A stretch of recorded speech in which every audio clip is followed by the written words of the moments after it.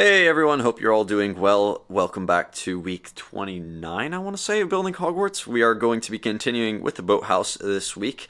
And first thing you can see is that the Great Hall is missing. It's currently over here. Well, technically the Great Hall is down there. This is the mountain that it's on, and it's completely upside down and pretty much gutted of all and everything that might fall out. I've been working quite a lot over the past week on trying to get this all finished up, although I've been doing it in quite small increments and I haven't really had time to record anything, so I will just be overlaying a little bit of footage I took here and there. Essentially what I did is just continue off from last week. I went around the back of the building and started expanding the rockwork, redoing things over there, and now we've got a lot more dark tan interspersed throughout. And we also got a bit more of a structural base going on over here.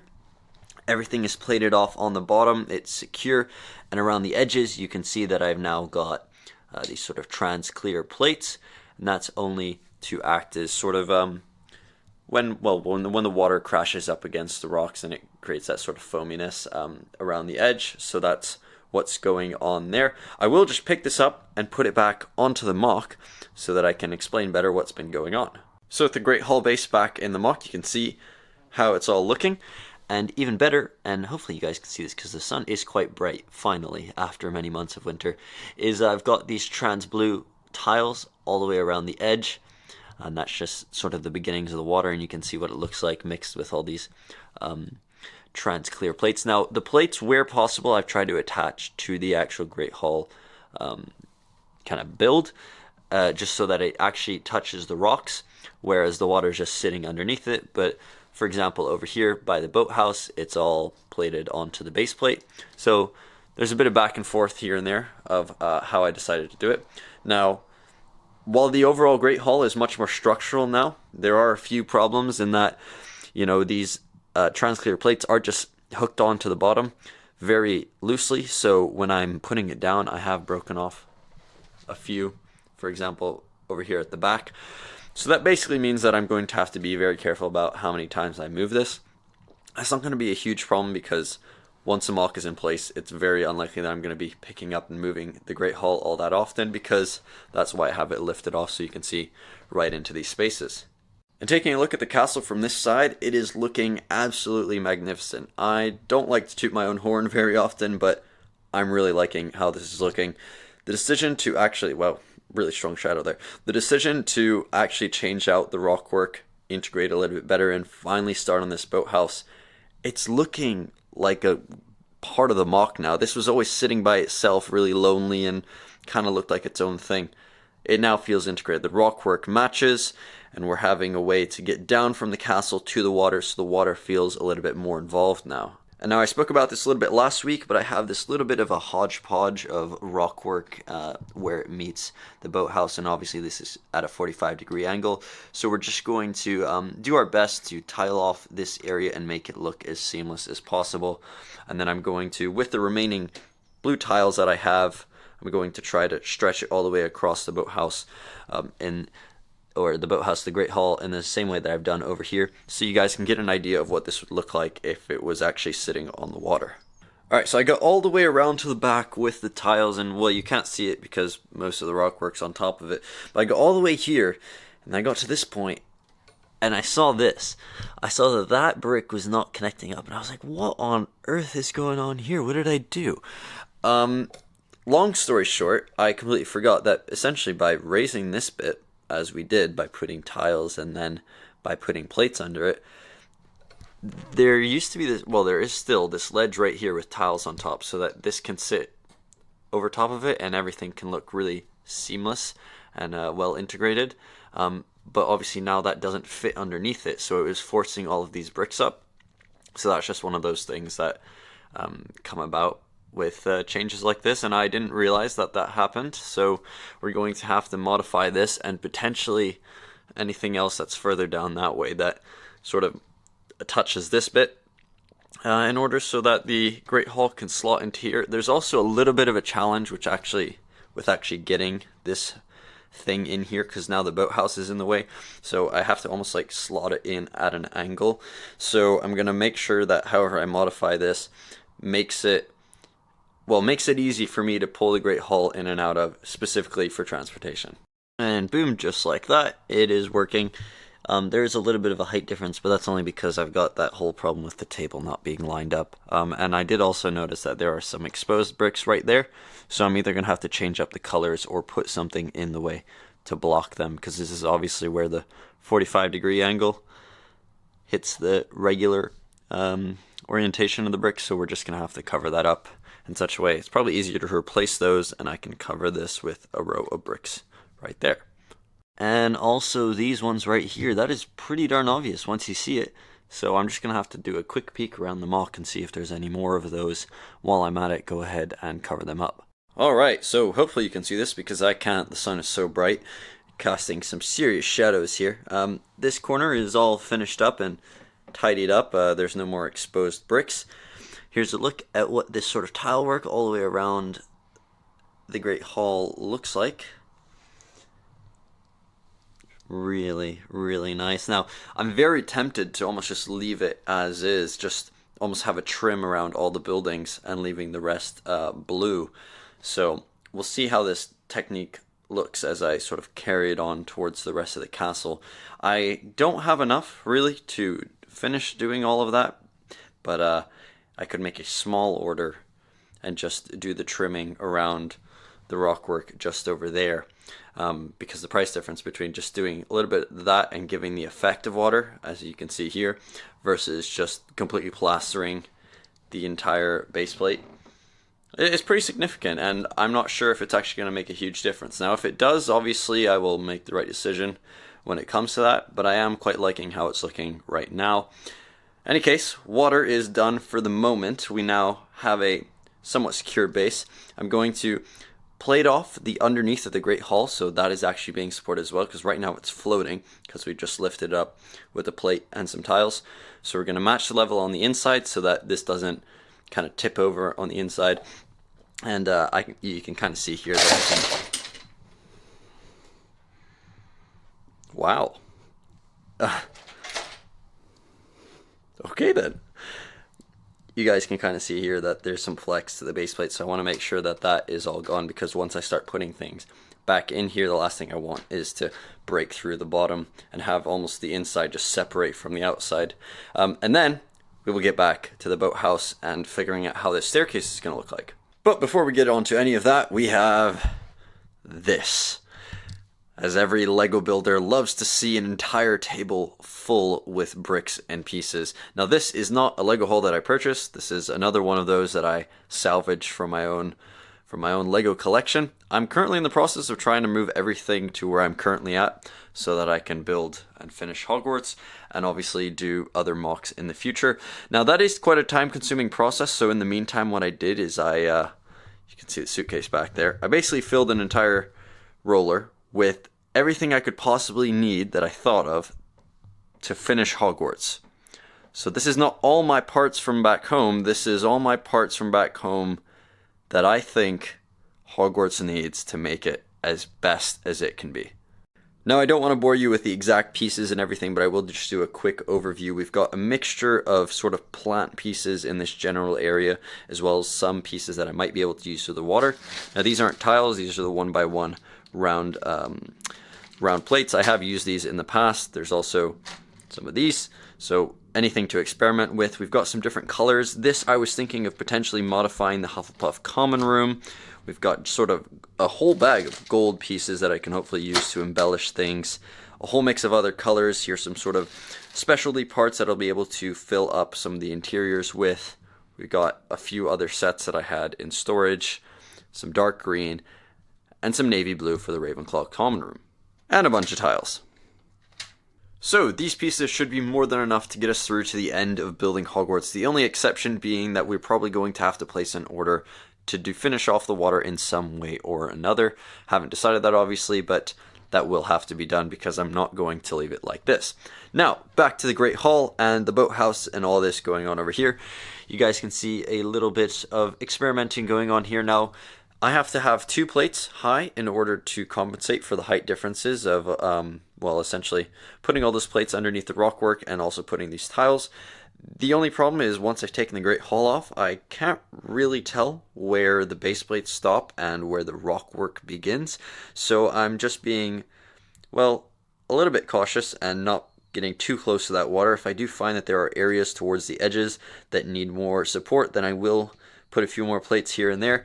But it is very misleading looking at this and thinking that you can put the plates all the way up till here, but actually it's about 6 or so studs inwards. But this should be more than enough to hold up the majority of the weight of the Great Hall, because frankly speaking, it's not like it's going to fall apart without these. It's just to make sure that it's sitting on something and not having sort of like a hollow gap underneath it. So I will put the Great Hall back on top and tweak this as needed.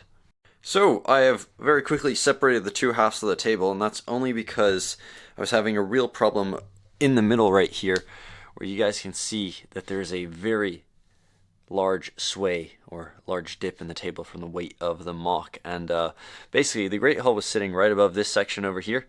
You can see how that is essentially like a big hump, and that was causing quite a lot of problems with me figuring out how to make this flat, because even though I thought it was working, there were still noticeable gaps between the tiles and the actual Great Hall build. Turns out it wasn't this, it was just that. So I've had to put it on flat ground, or a flat bit of the table right here. It also means that while I have cleaned up by basically throwing everything in a bucket, I do have a little bit nicer space to work with as I just focus on this section. And I'll have to step back a little bit for you guys to see it. It is cool to look at them in their own separate house. So this is what you would call the, I guess, the east wing of the castle almost, and that's the west wing. So frankly, the majority of the buildings are over here. And of course, when the Great Hall is gone, this looks actually quite empty. But anyhow, this is working so far. What I'll have to do is put a lot more support down on this side over here. What I'm finding is a lot of the weight is sort of tipping back, and it's leaving a gap between the tile on this side. So I'll have to make sure that on this side, where I know there's nothing but base plate, I'll just sort of superload it with plates. And this side, because most of the weight is sitting on the tiles anyway, we'll be okay with that. We'll put the Great Hall back on, and then we can finally get going on the staircase and working out this boathouse over here. So the Great Hall is back in the mock, and obviously it looks the exact same as you saw a few minutes ago. I did have a little bit of a problem, and I will take off the Great Hall to show you what I did to fix it. So for some annoying reason, the two plates stacked on top of each other were ever so slightly too tall for this, so it meant that there was an entire gap all the way around the edge, and I just could not work out why, because it should line up. What I have gone ahead and done is taken off the second row of plates and put tiles on top instead, but the tiles are ever so slightly too small. But the whole issue that I take with that is that the actual true height is somewhere right in between the top of the stud and the top of this tile, which, as you can see by my very shaking hand, is a fraction of a few millimeters. I mean, it's 1 or 2 millimeters at best, but that is the true height. But in any case, we're not going to worry about that too much anymore, because while there is a little bit of give, it's nothing like it was before, so we do have some support. I'm just going to leave it be because it's not really affecting too much. We're going to put the Great Hall back on, and we're actually going to get to this boathouse. Alright, so to get this stairway started, we began over here actually by just sort of building in some context and filled in all of the exposed bricks and studs with some green, and it's actually looking quite cool. Just very simple and easy to do, but it does bring a little pop of color and starts connecting it into the rest of the castle, or I guess the castle is technically over there. And obviously there is still all of these exposed over here, and that's only because we've got to figure out now how we're actually going to side off the stairwell. I talked earlier, I guess it was last week's video, about how I didn't want to leave it as an exposed wooden staircase. Now I might end up doing that because it does look kind of cool, and it sort of matches with the topper right here, this spire on the boathouse. Now those two things do kind of tie together, so it does look good actually, but I'm going to experiment here and just make it feel like it's really hewn out of the rock. And we will have to make sure not to connect this bit up, because obviously I will have to move this at some point. So this is obviously connected down here. So in terms of how that's going to look, not really sure, because it is sort of just floating, as you can see. But that's why we experiment, and we'll see how it turns out.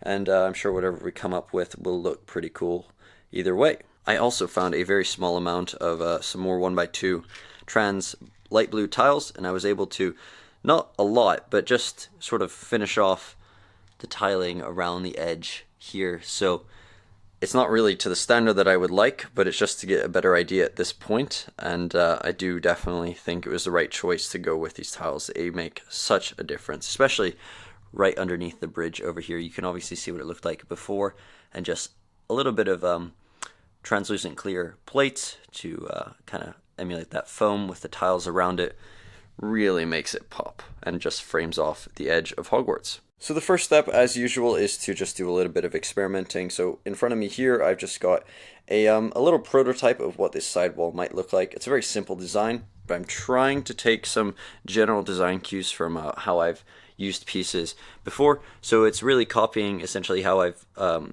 capped off all of these roof forms using cheese slopes and just one brick increments. So everything is sort of tying together as a design language. On the other side, I haven't kind of capped it off at all because I'm not sure if I like this yet. It is very simple, but I think it definitely works. As far as how this would actually come together, this wall would only come down to here, because then after this, I don't think it would be practical or realistically make sense to have been a stone wall. So I think it would be cool if I do a little blend of the two. So this upper section is more connected to the castle, sharing some of that stone, and then as we get further and further down, it's just sort of left to its own devices. It's a rickety old stair going down to the old boathouse, and I kind of like that logic. It's a little bit of storytelling going on there. So we're going to have to put a little bit of support underneath this bit over here. We're going to build up the other side. We're going to see how that looks, and then we're going to add some detail. So just a short while later, we've tiled off some of the stairwell. Done a little bit of work down in this section over here, just trying to figure out some sort of a junction between the two stairs. And while it doesn't perfectly line up, I mean, the angle is ever so slightly off, but that's not the main problem for me. It's kind of this gap that's a little bit kind of sticking out, and I'm not sure I like that, but I will try to find a fix. It is, as a kind of cohesive area, looking much better, and I do actually quite like how it looks. I somewhat built up the other side over here. It's not quite finished, but this is what it's looking like in progress. Looking pretty good. Two things that I'm going to have to, I think, change is obviously this corner right here that I need to fix, and then right underneath this bit, I think it wouldn't really make sense that there would be a wall there with no support at all. So while it might not hook down into anything, I'm going to try to build some sort of like a thin column that stretches down to this rock over here, and I think it will just make it seem a little bit more realistic. So I had a little play around here, and this is what I came up with. Just a fun little design of a few pillars going down into the rock face. And of course, while they're not actually supporting the weight of the staircase, because they don't need to, and it's Lego, I think they do definitely give the illusion that they are supporting the weight of this thing. If we take a small step back and take a look at the staircase in the boathouse is one unit now. It's looking pretty good. Next thing I'm going to do is going to put the Great Hall back up on top, and we're going to see what we're going to need to sort of make this feel a little bit more cohesive. The last little bit down in here that needs to be worked on as well. I'm not sure if I'm going to fill that with rockwork or just make that sort of a little pool of water. And just like that, the boathouse is now framing this Great Hall, and I mean, from the standpoint of like the boathouse being an accessory to the Great Hall, this bit that we built off to the side, and of course the framing with the water, makes this look so much better. And frankly speaking, my favorite bit is not actually the staircase or the boathouse. It's actually just this little patch of green back here. It's just I like how it's all rockwork up there, and then it sort of dips down because I lost interest in building up any more slopes, so I decided to tile it off with some green. But it looks intentional, and because dark tan goes all the way down, it sort of hints that there's a floor beneath there, which of course there is, but I think it has come together very well. Now, one thing that this area will also need, besides just finishing up that area back in there, is we'll have to of course do all the vegetation around it and really bring it to life. There's pretty much nothing here except for the architecture and the rockwork itself, but this and the rest of the castle in fact needs to benefit from some vegetation. And in fact, the area back there for the castle grounds is going to be something that hopefully we can touch upon, because it's well, I'll go over there. It's currently quite poor, if I'm being honest. This is what we're looking at right now, and I think it sort of shows that it happened quite early on in the mock series, and that's not to sort of, you know, be quite judgy on myself and my skills, but this was not my best work, and I don't really want such a big area to be so basic. So the work that we've been doing over there on the back of the Great Hall, and of course over there in the front, that sort of just mixing of green plates and tiles to sort of make everything look really smooth, which I sort of did right here, but not as well. I would like to apply to this. So in a later video we will be potentially ripping up quite a lot of this, and while we won't be restructuring it, we will be sort of refacing it and making sure that it's up to scratch, as with this area in the courtyard back over here. So while finishing off this area is not going to make a huge difference, we are now at the stage where we're having to do all the small little details in order to get this mock finished. In fact, we've pretty much got 1 month, a little under 1 month exactly, to completely finish this mock. So I can't just be doing the bare bones anymore. I've really got to finish up those details to make Hogwarts look as good as possible. So in that spirit, here is a last view of the whole boathouse and Great Hall area. How it's made such a huge impact on this area of the mock, this corner that for such a long time has just been left empty, and now it's really coming to life. Even the areas back there, I mean, just in the distance you can see the little trim of trans clear plates around the edge of the rockwork is really making it pop. It's sort of just framing off the mock, if you will. It's looking really, really good. Now, as far as things that we need to get done, like I said, we've got 1 month left, and well, we have some pretty big things, and then we have a bunch of minor tweaks. In terms of the big things, we have got the astronomy tower. In fact, right now it is not even, I mean, it's not even hooked down onto the mock, and I'm not sure why that is. I think I took it off at one point, just haven't connected it back in. This building is pretty much done, which is pretty good, except for that one floor that we need to fill. We have this, which is done. We have the bell towers, which, thank you all for everyone who commented on that one post. I've got so many suggestions from that on what to fill in here and in some of the other spaces of the castle, such as that back room over there. So we are going to have a very fun episode when we get around to that. We're going to have to redo the grounds. We're going to just lightly update everything along here with some vegetation, and then, well, actually, thankfully, this one is pretty much done. So most of the work is going to be focused on here. So we've got the interiors to do. We've got to reshape some of the groundwork so that it looks a little bit better. And lastly, we have got to finish off the water. But in any case, thank you all so much for watching. Hogwarts is getting very, very near completion. We have a date, we have a countdown. It's less than 30 days. And I appreciate all of you for making it to the end of the video. And if it's your first time here, I would highly suggest going back and watching some of the previous episodes so that you can get an idea of how we made it to this point. 3, maybe 4 more episodes to go, and Hogwarts will be done. Thank you all so much for watching, and I'll see you in the next one. Bye now.